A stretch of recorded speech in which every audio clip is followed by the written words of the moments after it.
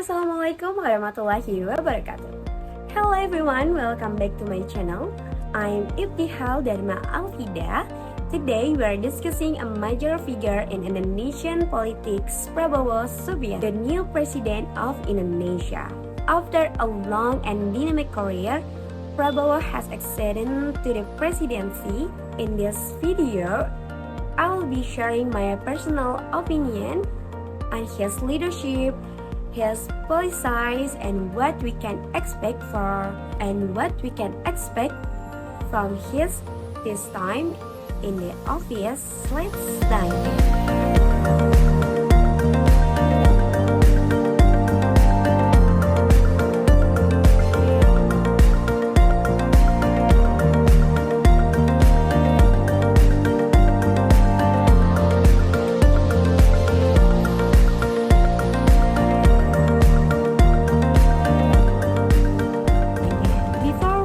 Into my thoughts on his presidency, let's take a quick look at who Prabowo Subianto is.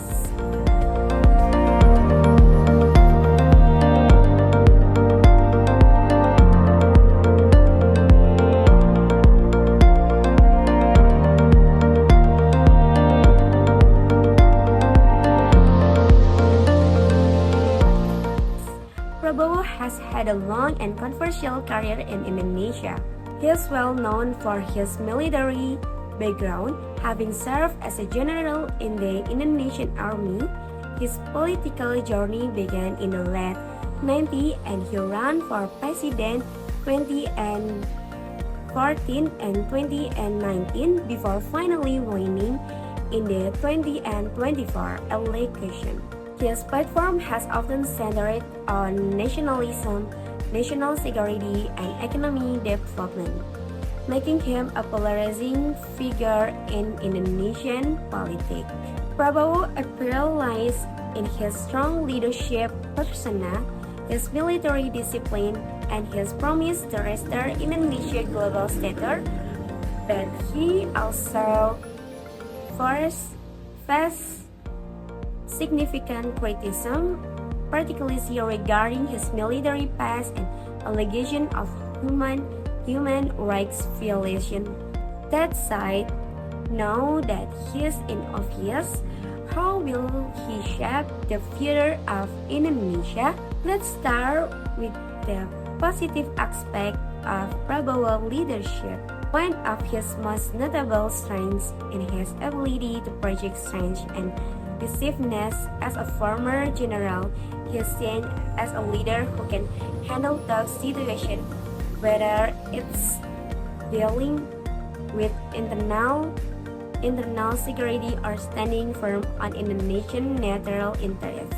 In terms of policy, Prabowo has made a strong commitment to economic development, and one of his key priorities has been infrastructure. During his campaign, he promised to continue expanding Indonesian infrastructure, building roads, airports, and ports to stimulate growth and create jobs.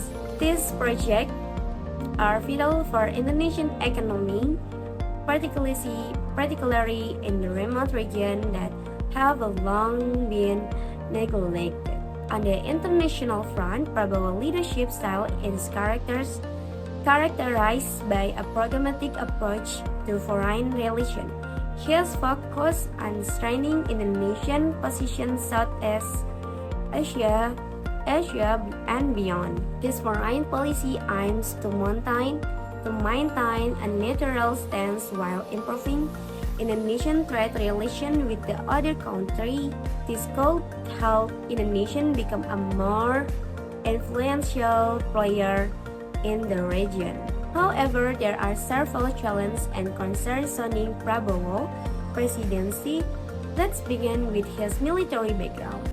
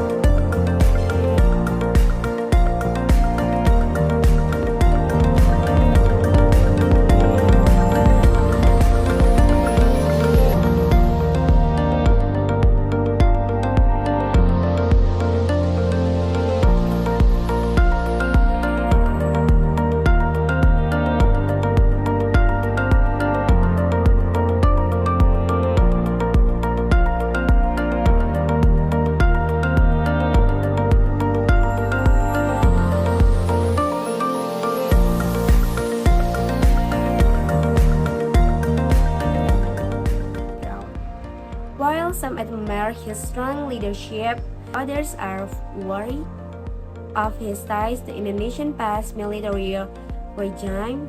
During his time in the military, Prabowo has involved in controversial operations, and there are ongoing concerns about his role in human rights abuse during the 90 and 98 riots. This aspect of his past remains a dark cloud over his leadership, especially for critics who fear that his presidency might erode democratic principles.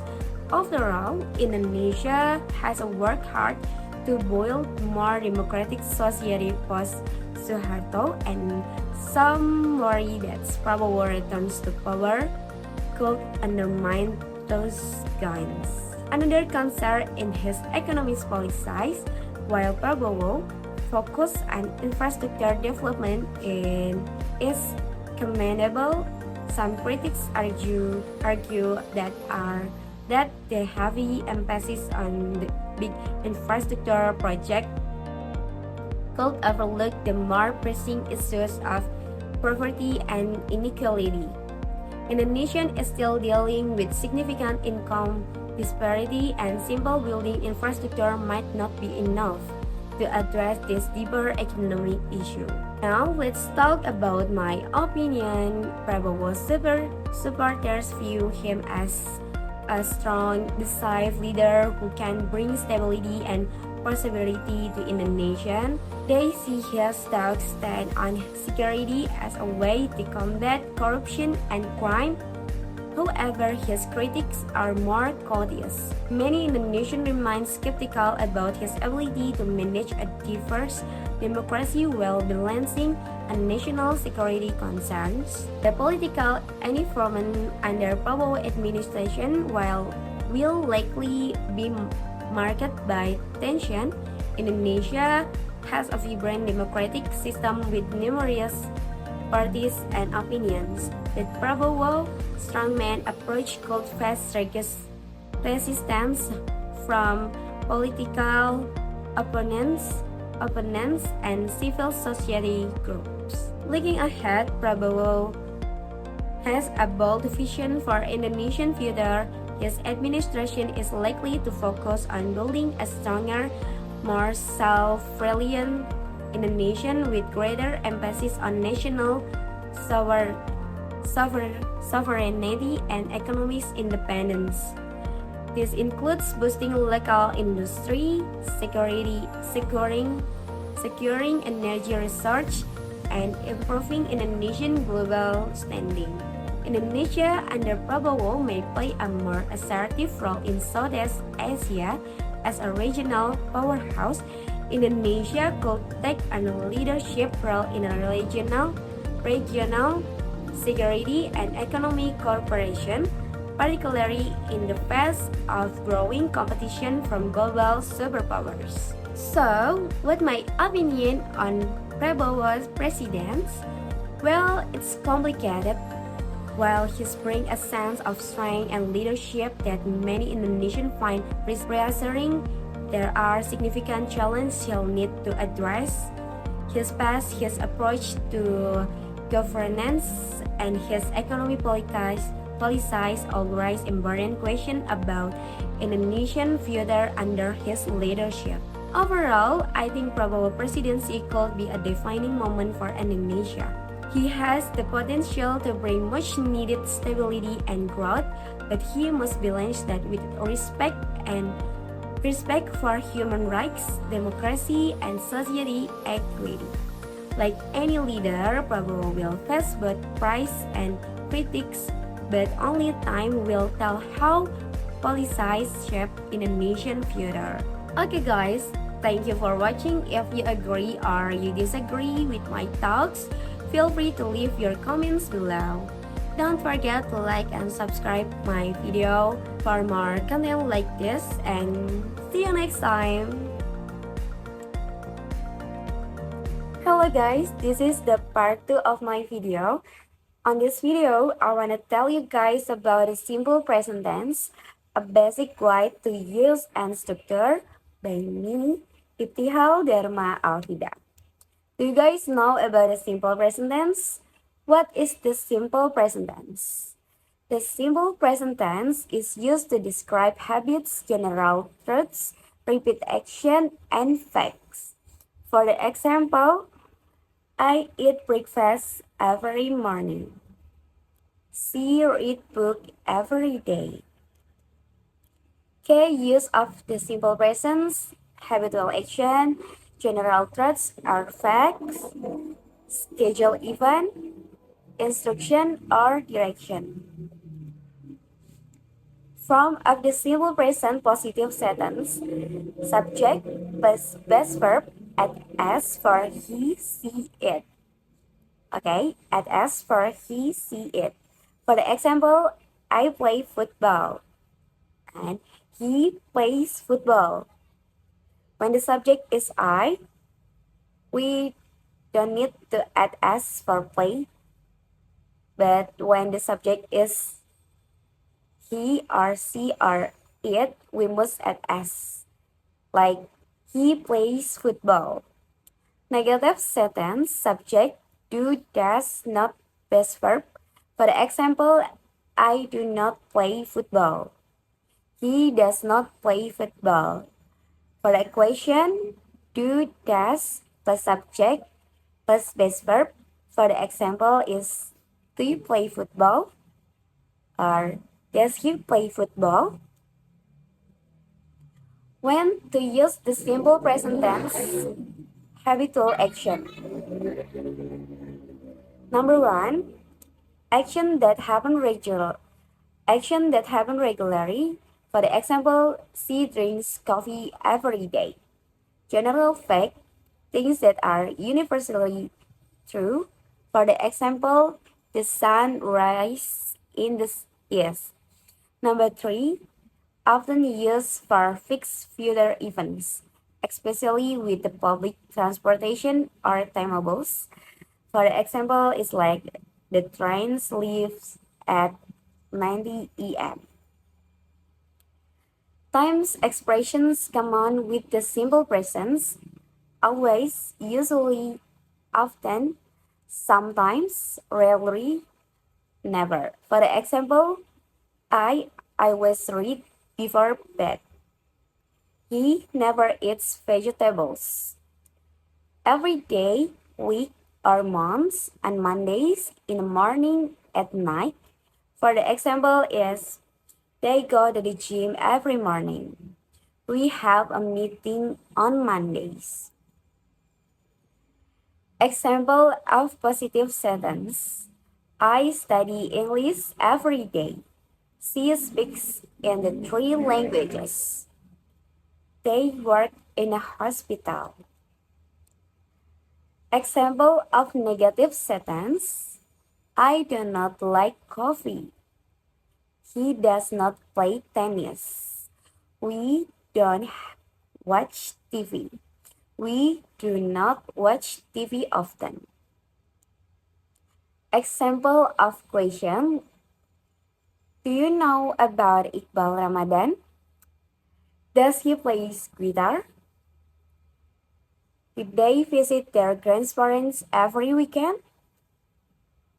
Common mistakes to avoid. Adding S incorrectly. Incorrect. I play tennis. This is a wrong, guys. I play tennis. We don't need to add S when we use I, when the subject is I. The correct is I play tennis. Just I play, not I play tennis. Using the wrong auxiliary verb, incorrect. She don't like it. She don't like it. This is wrong. The correct is she doesn't like it. Don't and doesn't. We must focus. Affirmative sentence, positive statements. Structure, subject, base verb for I, you, we, they. Subject plus base verb S for he, she, it. For the example is like, I work from home. I Wi-Fi. She plays the piano. She plays the piano. We add S. And they live in New York. They live in New York.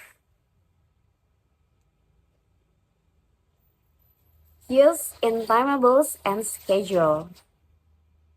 The flight departs at 9 at 6 p.m.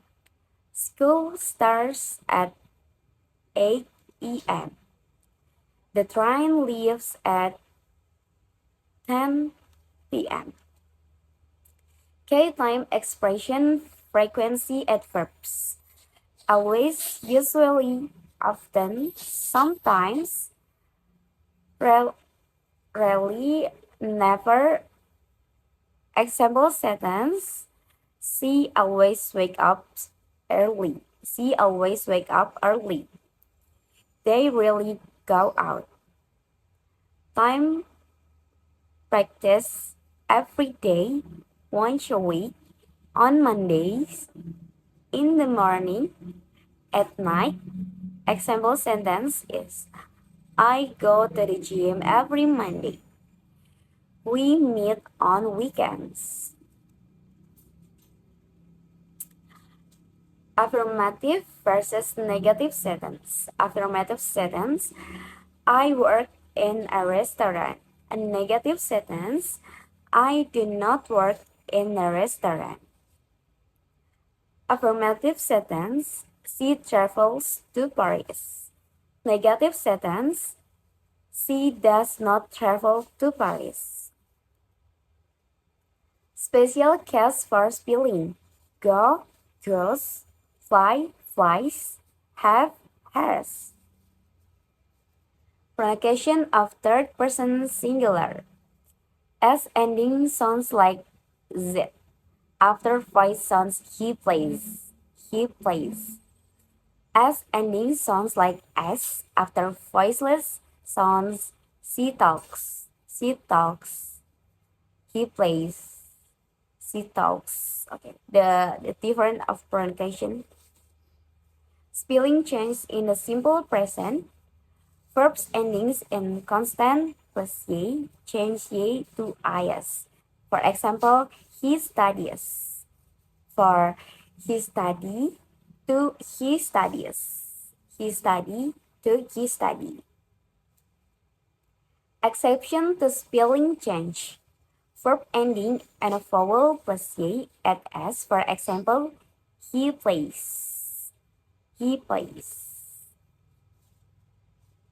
So the conclusion is the simple present tense is the one of the most commonly used tense in English. We all you guys, we must learning a lot about the simple present tense. Mastering is a structure and use will improve your communication skill. So when we learning or studying about the simple present is the more important because our English more much better when we learning the simple present tense.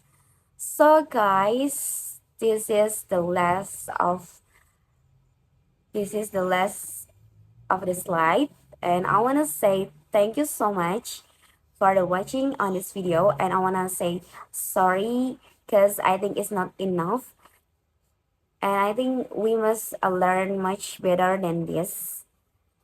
So I'm sorry and thank you for the attention. Goodbye.